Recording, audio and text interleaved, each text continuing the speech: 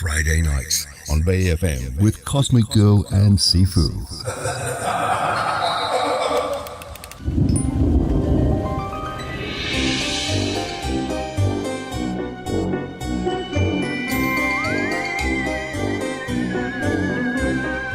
Welcome back to show of Strange Encounters on 100.3 Bay FM, the heart, soul, and spirit of the Bay. Cosmic Girl, how are you this evening? I'm great, but I want to know what is. What is that? Toi, Carter? What is that? Yes. Yeah. Is that what it is? It is show 2. I forgot. How could I forget? But we had some absolutely exceptional feedback from last week's show. Yes. With the Jottals and the skull experiment, which we will be revisiting in the next couple of shows. Absolutely. So, yeah, and people, you know, the amount of people that were telling me about their Jottal experience was unbelievable. Really? Last week, everyone coming out of the woodwork going, yeah, Sifu, I remember when this went missing. Same thing happened. It was amazing. You know, so very, very, very, very, very common stuff happening. Oh, you'll have to fill me in on that sometime. Well, I will, absolutely. And what do we have in store for our awesome, strange listeners this evening? Well, we've got a roundup of UFO reports from UFO Research Queensland. And we've actually got one, listeners, that takes place in the Bay Island area, Macleay Island. So there's a whole lot of synchronicity around what's going on in Moreton Bay at the moment, which revealed itself to us in a spooky fashion. I think that's true. I think that as we sort of talked in a circular fashion. Could we say that? Yeah, we just kept coming back, didn't we? Different things kept coming up again and again and again. Underwater UFO, submarine. Submerged UFO. Submerged UFOs. Unidentified submerged objects. That's what I'm trying to say. Oh, right. Yes. You just got to get that terminology right, You don't do, yes. And we had another report from my new hood out there in the Lockyer Valley, and I've seen with some good friends of mine some pretty strange stuff happening in the sky out there. So really good to hear this one. This was an interesting story as well. Yes, yeah, pretty great actually. We've had a lot of interesting reports in recent times. Yep. We've also got a special guest, yes. a long time friend of yourselves, Cosmic Girl. Yes, a friend and colleague and a witness. A healer. Professional healer. Yes, and someone who's had some missing time and out-of-body experience and strange encounters. Well, strange encounters with beings at the foot of your bed. Yeah, I mean, have you ever had that? I have, but I don't think we're dealing with the same sort of subject matter, actually. Well, I did have a strange encounter like that. I know, I've heard your strange Yes, you encounter. have. I won't repeat myself. No. So we've got all this epic stuff to talk about on the show this evening, guys. So stick with us. You are going to have a hell of a ride. Yay. Oh, come on, you can do a better yay than that. Yay. Oh, yeah. Cosmic Girl and Sifu. Tonight on Bay FM. Welcome back to another exciting episode of Strange Encounters radio show on 100.3 Bay FM, the heart, soul, and spirit of the Bay. Cosmic Girl, we've received a handful of really exciting stories on the UFO sighting topic over the last couple of weeks. What's been happening? Yes, well, something north of Brisbane is down near Sandgate. On January 2019, it was about 8 p.m. and a gentleman was stargazing with a lady friend at the Sandgate waterfront, and he noticed a constant bright light high up travelling in a southeast to northwest general direction. Now, it was a clear sky that time, and he pointed it out to his friend, the thing that he's seeing. And at first he thought, oh, well, it's a plane or maybe a satellite. But then it started stopping and starting, and that's where the question marks come in. How do you mean stopping and starting? Well, it was just moving and it was stopping in its direction of travel. Okay. And then it was restarting. Then it was stopping and then restarting to move. So obviously that's not a plane. Engine trouble, maybe? Well, not up in the sky, no, unless it's going to fall out of the sky. But anyway, so then it started to go left and then right while it was still moving forward. It did a U-turn and it looked like it was getting chased by another smaller light. So that's when it gets even more interesting. And then it sped up dramatically and faded away like it was leaving the atmosphere with the other light chasing it. And I've had reports like that before. And about 15 minutes later, another light appeared going west to east. Now its light was bright, but then it faded and got bright again. But the stars stayed the same brightness throughout. Because some people might say, sometimes you think, when the lights fade in, fade out, it could be high-level cloud cover, and that's what's happening. But that wasn't the case in this situation. So about half an hour later, another bright light appeared on the same path as the first light, doing the same motions, and then it changed direction and headed north. And it then sped up and disappeared, and that was it. None of the lights were flashing at any time. They were all moving quite fast, but not in a way that a plane can move, and way too fast for a helicopter. And all the time, these people heard no sound. Okay, so that's a telltale thing, isn't it? It no is. sound? It is, exactly, yeah. And how many lights in total did we see? Let me count. Let me think about it. I'd count, but I'd probably run out of fingers. Yeah. Oh, look, I can't. I have to think about that. I think it's about 4. Okay, and there was maybe? a bit of cosmic chasey going on in the skies. There was, yeah. And that's, when lights in the sky do things that we're not used to seeing, that's when we go, well, what is this? And then you start going through the tick list, Could it be a tick list of known things? And when you get to the bottom of it and, you've ticked off all the known things, it then becomes an unknown. And you're left with, it's an unidentified flying object. We still don't know what it is. It's maybe not alien, but it's certainly not something that we're familiar with. Oh, right.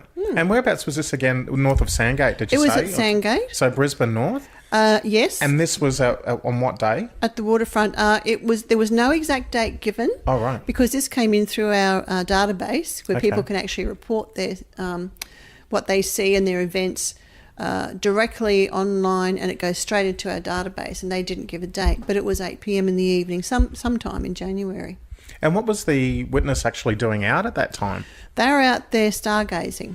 Okay. Yeah, so they were on the waterfront stargazing. I love that. There seems to be a lot more people doing that these days, like getting out there and actually looking up into the heavens at night. Well, that's the only way you're going to see something. Yeah, if your intent, people obviously have close encounters and beings appear near them, and they're obviously not up in the sky. Yeah. So, but if you actually want to see a UFO, that's where you have to go and see them outside looking at the sky.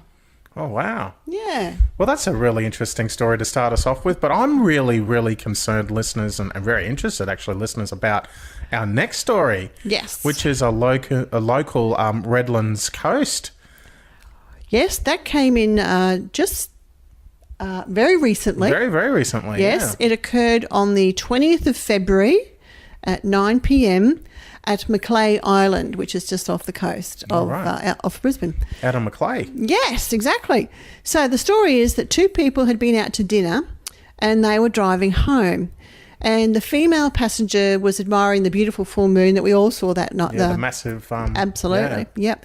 And so she was looking at the moon, looking to one side of where they were, but the driver was looking in another direction towards the northeast. And when he saw something coming towards them from Stradbroke Island, he says to her, "What the heck is that?"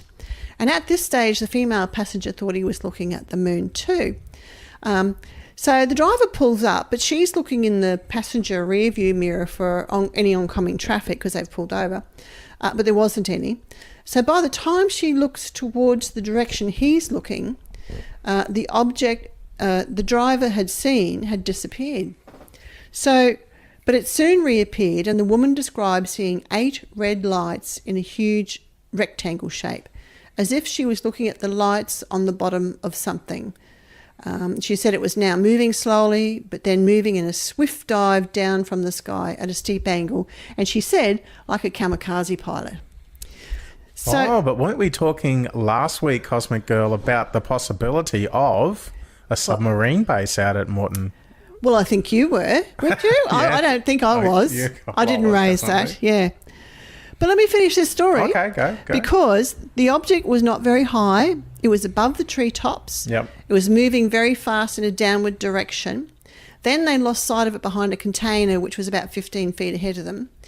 Now, the male driver has an interest in aviation, and he estimated the height of the object when he first saw it as being 1,000 to 1,500 foot high, with the object itself being approximately 100 feet by 50 feet. That is massive. That's huge. She said it was massive. What they saw was massive. But what really interested me was that she saw all the lights facing them as this object does that swift dive downwards.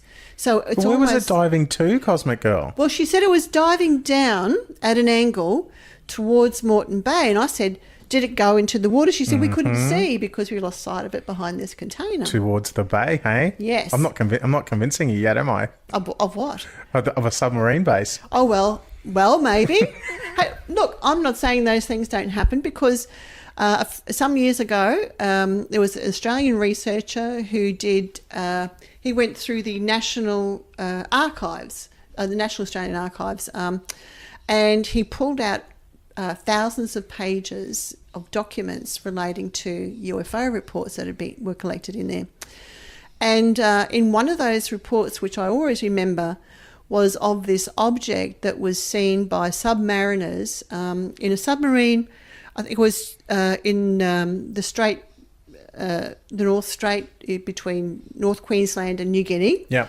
I've forgotten the name of it. How could I forget the name of it? But anyway, Torres Strait. Torres Strait, yeah. That's it.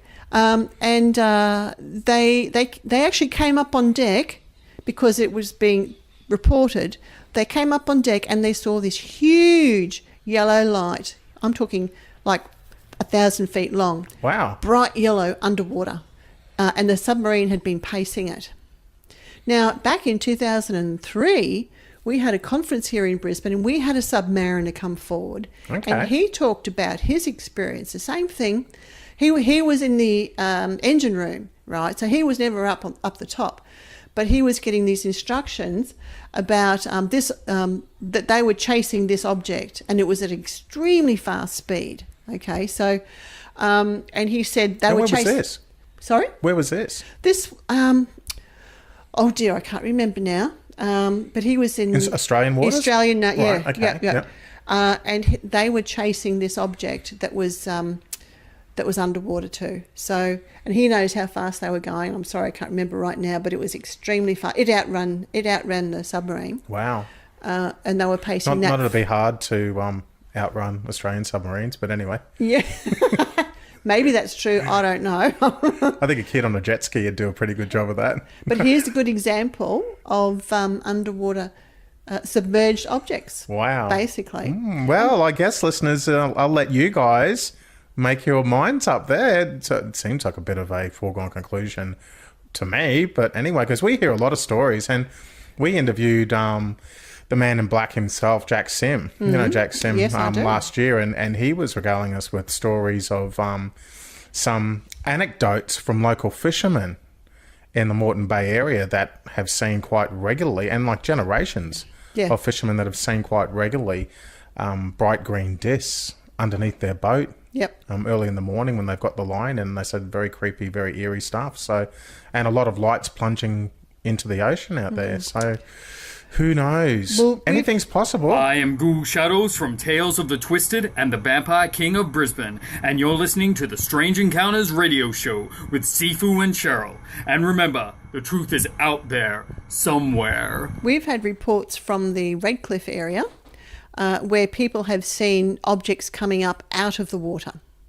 So they can see it. I remember one particular report was that the water seemed to, as I was watching, seemed to almost bubble. Wow. It wasn't bubbling. It was turbulent. Right, Okay. It became turbulent, and then from underneath that they saw something come up, and it was a dark grey matte object which was quite large, not 100 feet like this one I've just talked about, but they described it as something like the size of a car, and it came up out of the water. It was a flat disc, and then it turned on its side, which we've heard that before, and it just shot off.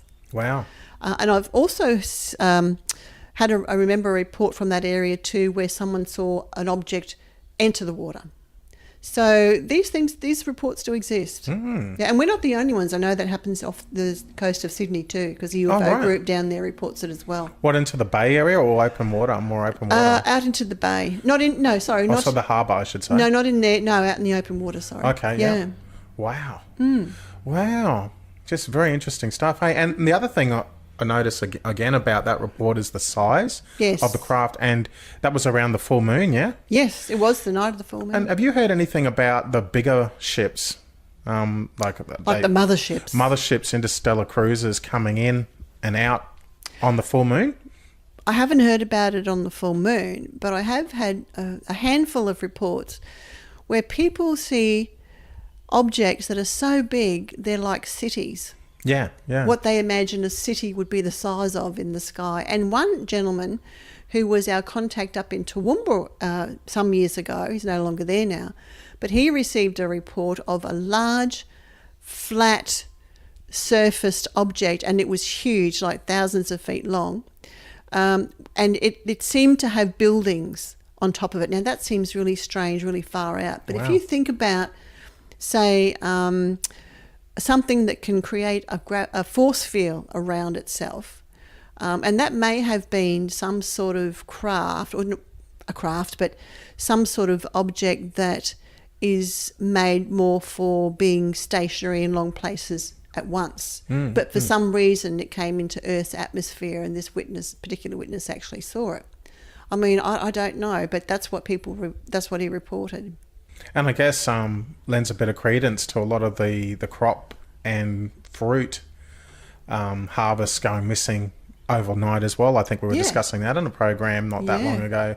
So, it's very, very interesting stuff. It is, Well, I hope it wasn't a mothership, Cosmic Girl, because obviously I'm still here and they didn't take me away this time. They didn't.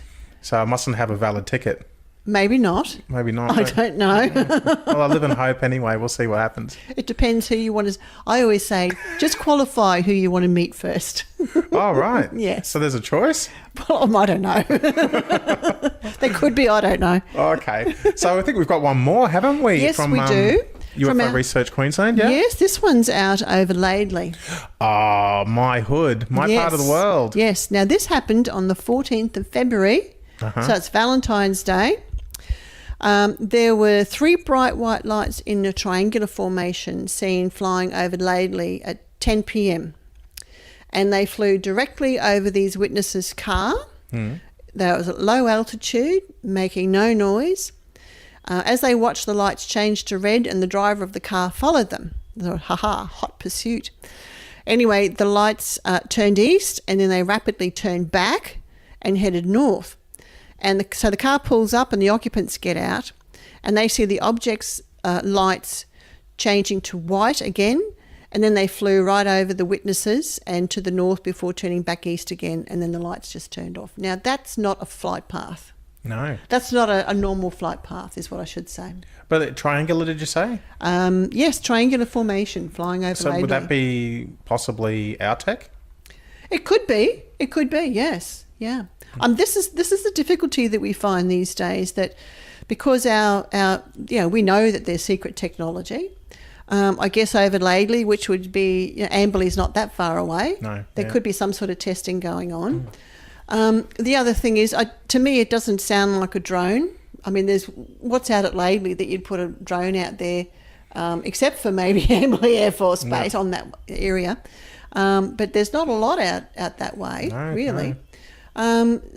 So it doesn't mean it couldn't have been a drone, but it's not like a drone report that we would have received that I recognise, put it that way. Yeah. Okay. But that's very interesting too. Well, there you go, listeners. A bit of potentially some alien loving there for Valentine's Day. Yes, well, it got was. a bit of a close encounter. Yes, yeah. I wonder why. Well, it's a bit odd, the location, as you said.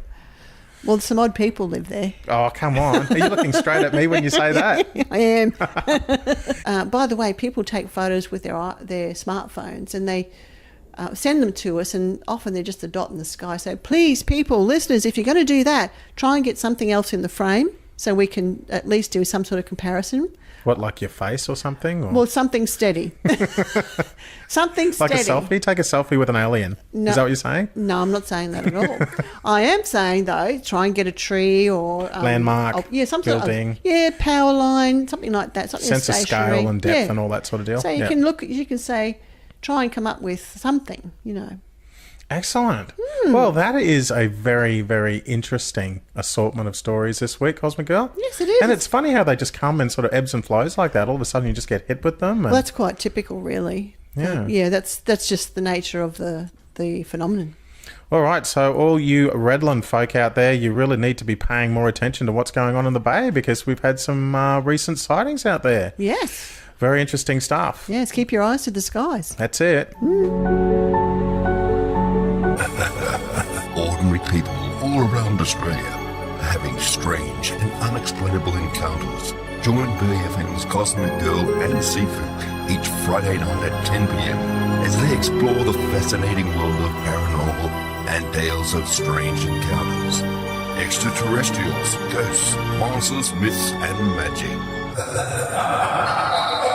So we're back with Strange Encounters Radio Show 100.3 Bay FM, the heart, soul and spirit of the Bay, Cosmic Girl. And you have got for our listeners a very special treat this evening, don't we? I do. I have a special lady who's come into the studio, who's volunteered to share some of her experiences with us. And there's some fabulous experiences too, I might add. Yes.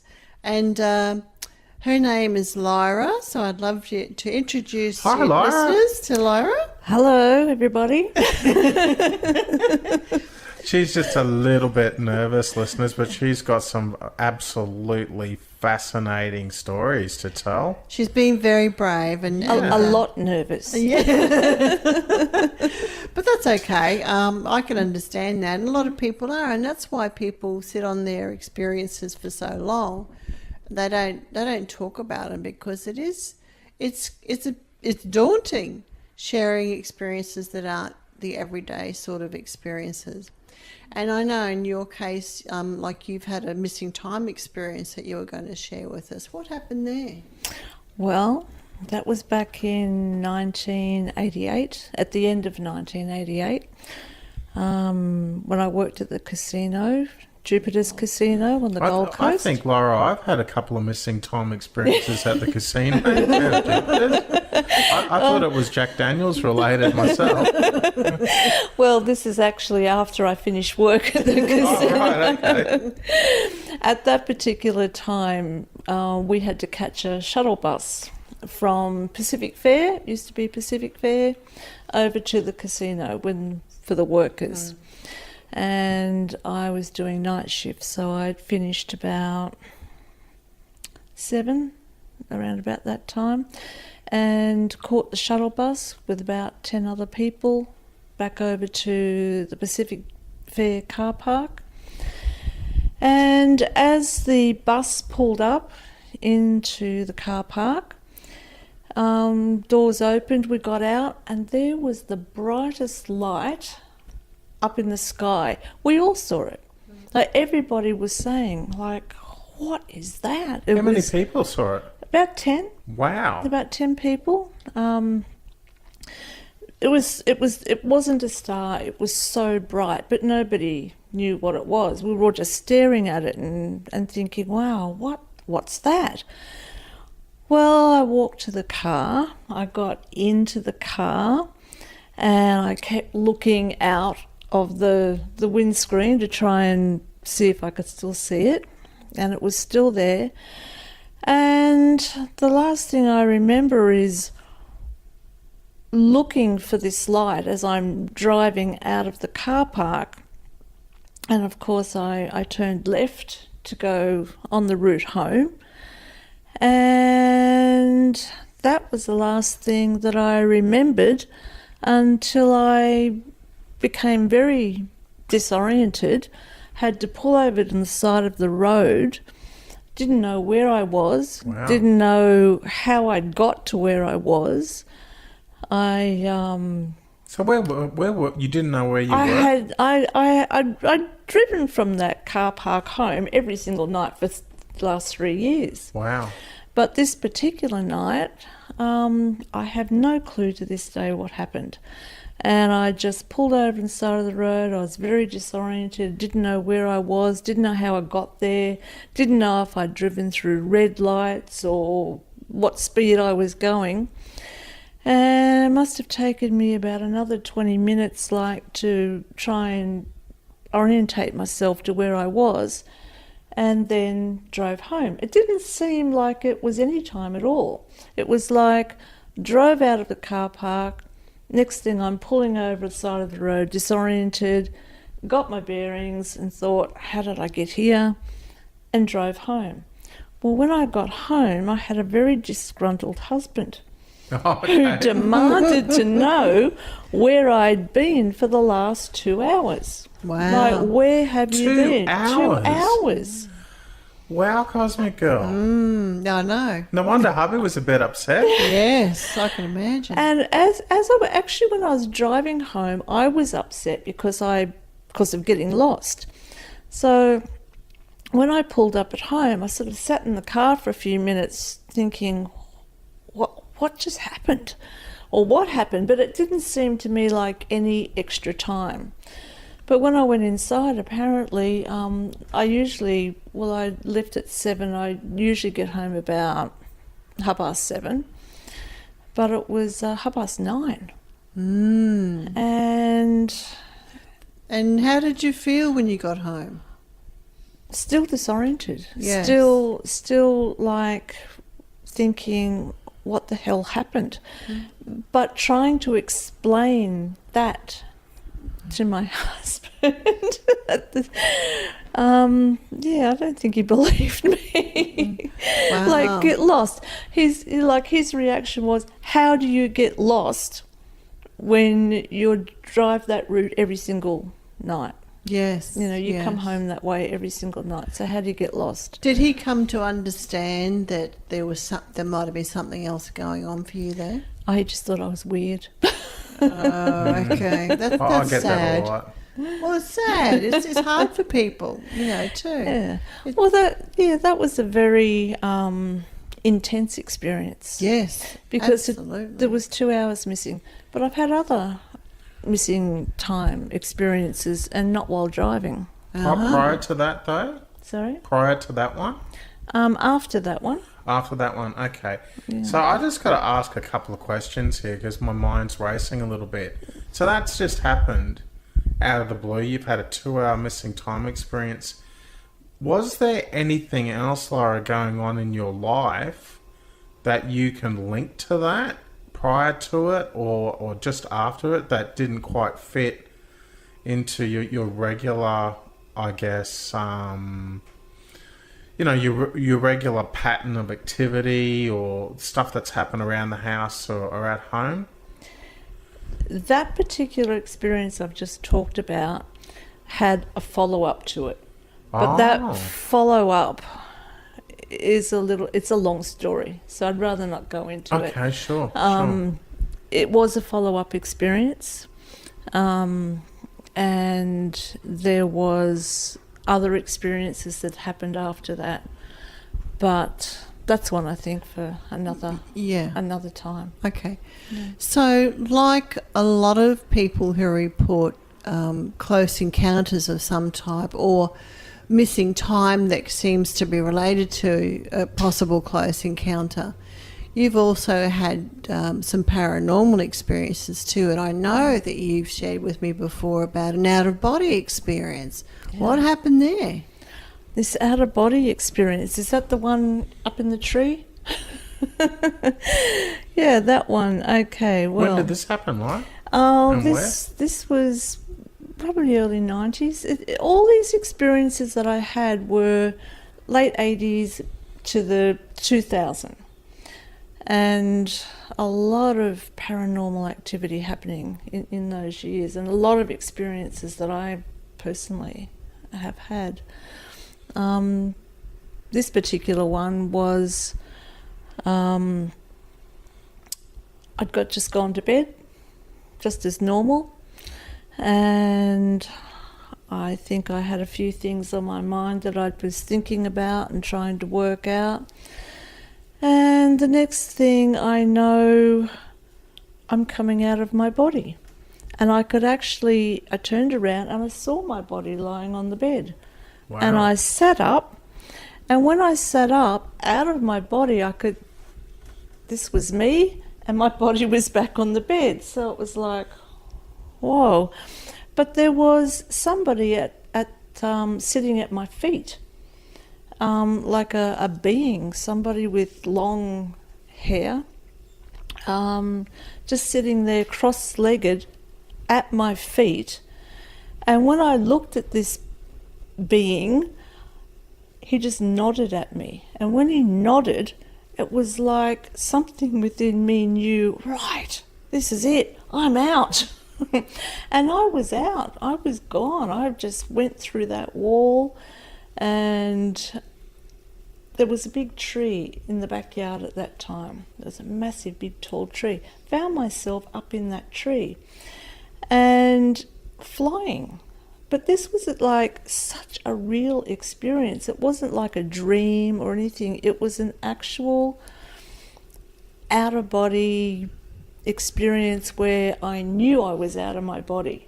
Because I knew my body was back on the bed. You turned, I was going to say, you turned around and you saw your body. Yeah, and I was out there up this tree.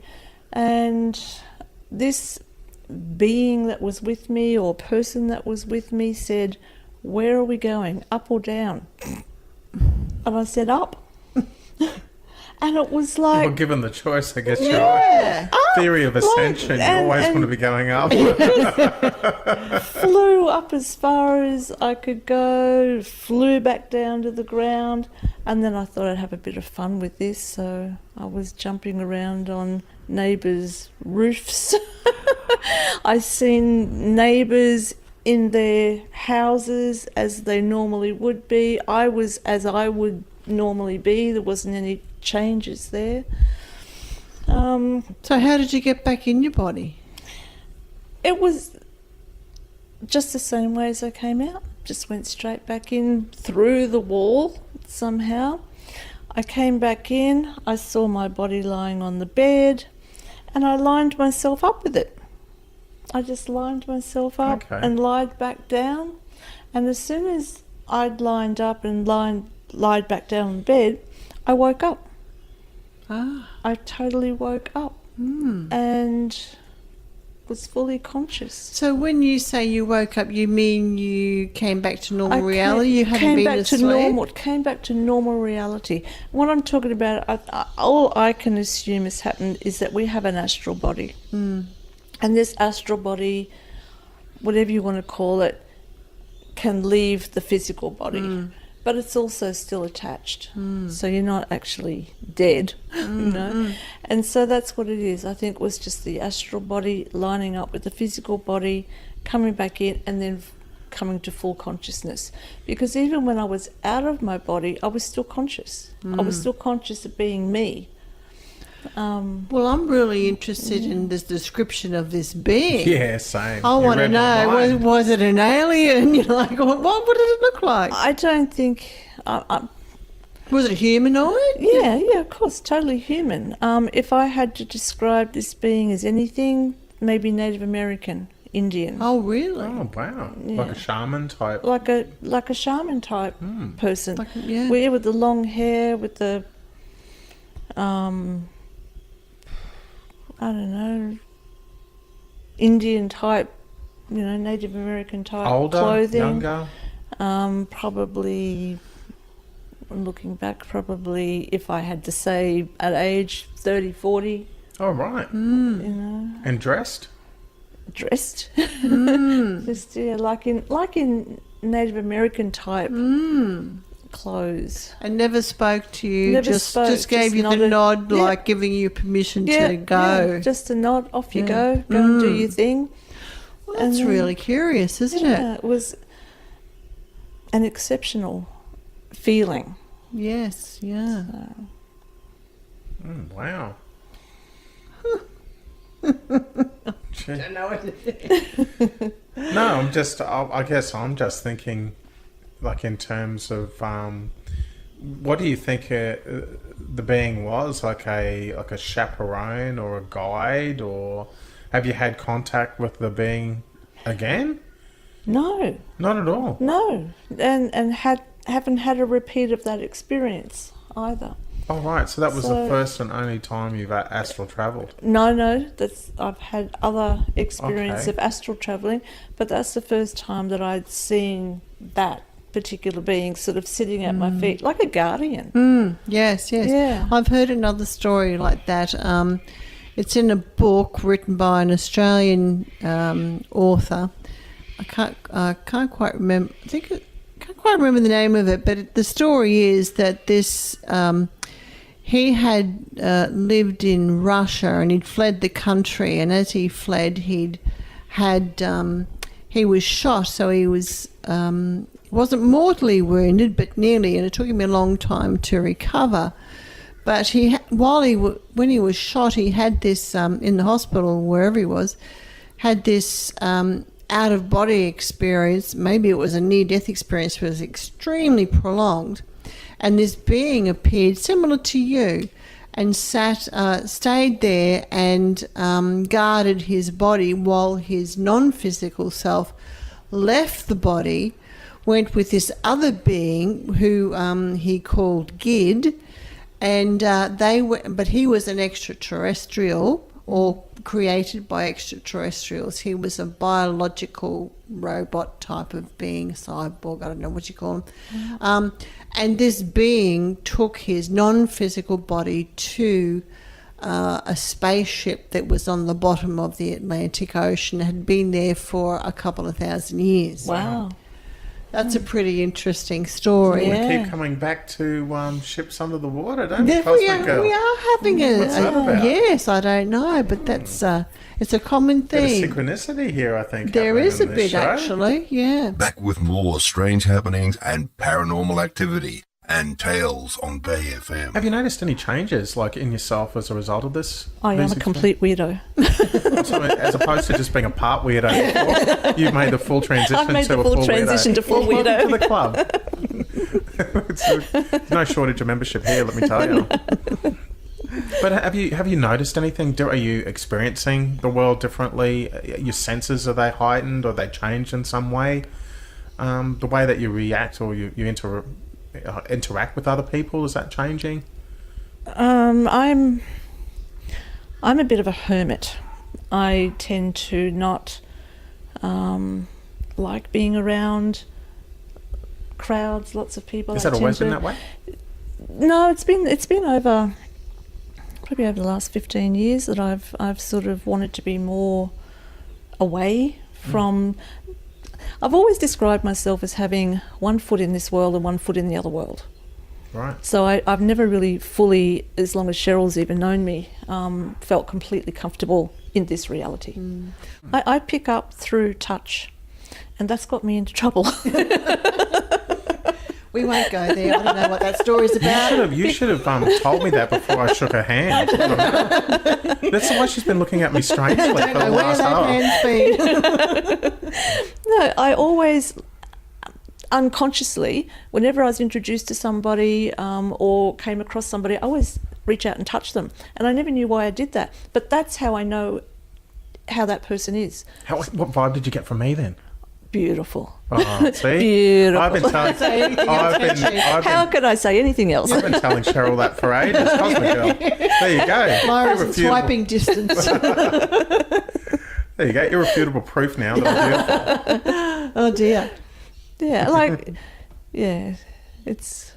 Yeah, Wow, it's amazing. These experiences are amazing. And it seems to be like well, obviously there's a bigger story which we are going to have to try and get down at some stage, even if it's in parts, because I'm sure our listeners have been fascinated to hear it and how it all links in together.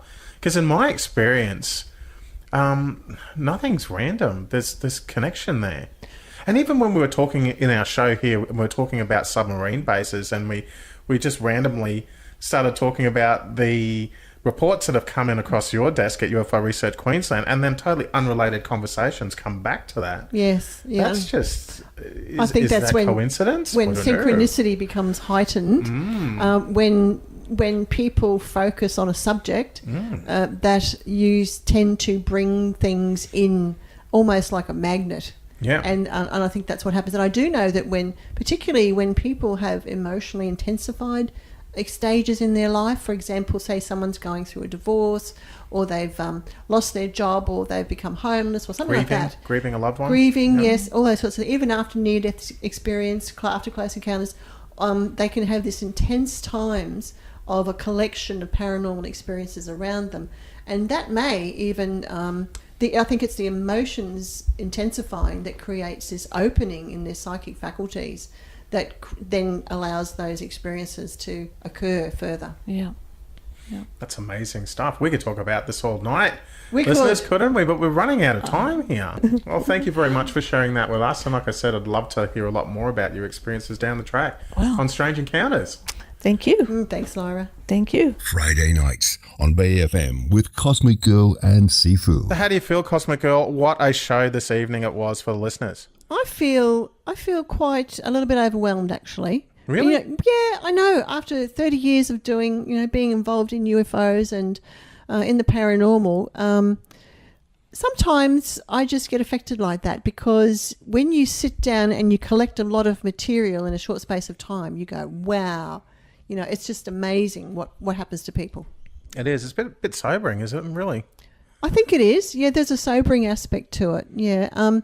But it's also like a sense of awe, maybe a little bit of shock sometimes too. Yeah. Speaking of shock and awe, I'm about to jump into my broom and head down to Sydney to take up with the awesome UFO magnet himself, Mr. Damien Knight. We're doing a skywatch with him. We are going to be on the road in the evening?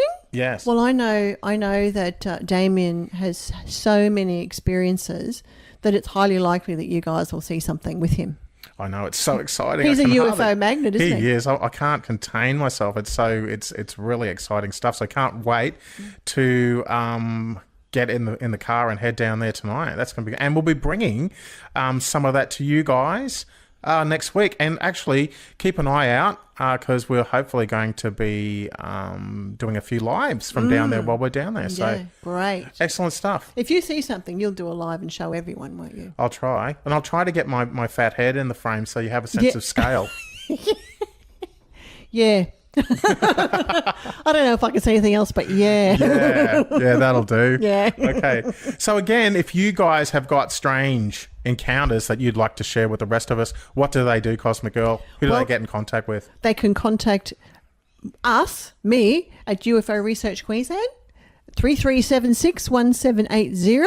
Yeah. They can send a message to the Facebook page, UFO Research Queensland Facebook page, but they can also contact us through the Strange Encounters Down Under Facebook page. Strange Encounters Down Under Facebook page. We'd love to hear from you guys. Also, you can contact Bay FM 38210022. That's 38210022 during office hours. Give them a bell. Tell them that you'd love to speak to Sifu and Cosmic Girl about some of the stuff that you've witnessed, especially if it's happened along the Redlands Close. We'd love to hear from you. And these reports, they don't have to be like they happened last week. Nope. People, UFO reports and strange encounters are timeless. They're timeless. They've been happening since time immemorial to human beings, and we've interpreted them differently over different centuries. But now we can interpret them in our current times, and they're just, they're timeless. We want to hear them from no matter when they occurred. Don't scare the aliens, will you? Well, I have been accused of that before. So. Why are you not surprised? Me. No shock there. Tune in next week, folks, for another exciting jam-packed episode of Strange Encounters on 100.3 Bay FM. Ooh. I don't know what that sounded like, actually. But yeah, we'll run with that. Friday nights on Bay FM with Cosmic Girl and Sifu.